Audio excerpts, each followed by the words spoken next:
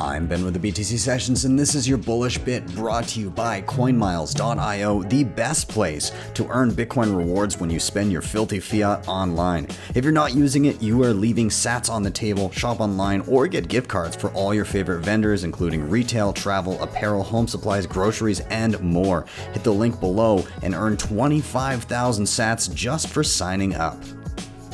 I want to give a shout out to Francis Pouliot and what he's doing with Bull Bitcoin. So anybody that doesn't know Bull Bitcoin or maybe doesn't know specifically what they do, it was one of the first Bitcoin only exchanges that existed. Prior to it being called Bull Bitcoin, it was called Bills, BYLLS. And effectively it allows anybody in Canada at the time to pay any bill that they wanted. You could say, hey, this is my account for this particular bill.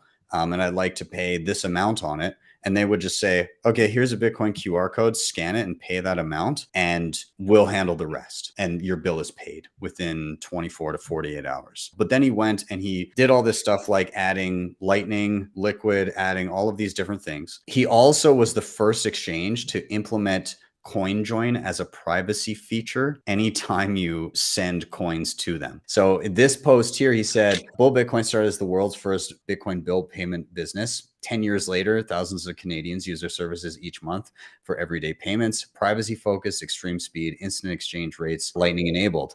So he goes on to say, you pay a credit card bill on chain, no KYC. Next day, the payment appears on your statement with no mention of Bitcoin. You try chain analysis on your transaction, but it disappeared into a coin join. Or pay with Lightning, not even a transaction ID. The American/European mind cannot comprehend this because it's not available in other places. So he also dropped this bomb earlier in the month, which is being able to buy Bitcoin with cash through any post office in all of Canada. You can walk in with like up to $1,000 per transaction and up to $10,000 a week. You literally open up an app on your phone and there's like a QR code, and the person at Canada Post doesn't need to know at all what it is. They just scan it like a regular product, and then it'll say on their screen, how much does this person want to deposit? You tell them how much and you give them cash, and then you've got money in your account. For me, it was like 10 or 15 minutes later. They never hold Bitcoin for you. So the moment that those dollars are allocated to your account, when you hit buy Bitcoin, you must provide a Bitcoin address. And then after that, it's in your custody minutes later. And then just the other day, all of a sudden, because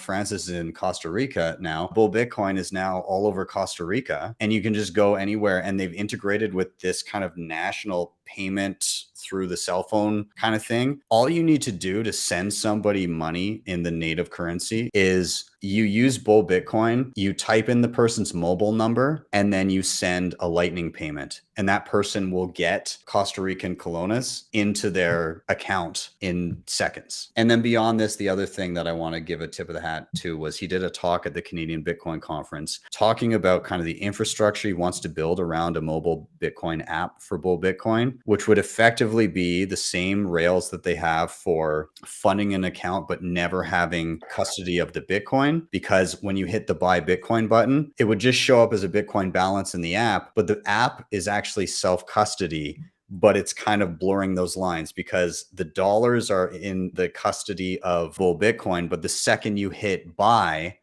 it sends an actual on-chain or Lightning transaction to the wallet that resides within the app, and it's actually yours. And on top of that, you can import hardware wallets and send directly to that. So like Francis is just one example of the passion and hard work that are going into Bitcoin apps and resources and hardware everywhere. And if this is the kind of work ethic and the kind of head down, let's get this stuff done mentality that is happening across the Bitcoin ecosystem, then holy hell, I can only imagine what this looks like in 10 years. So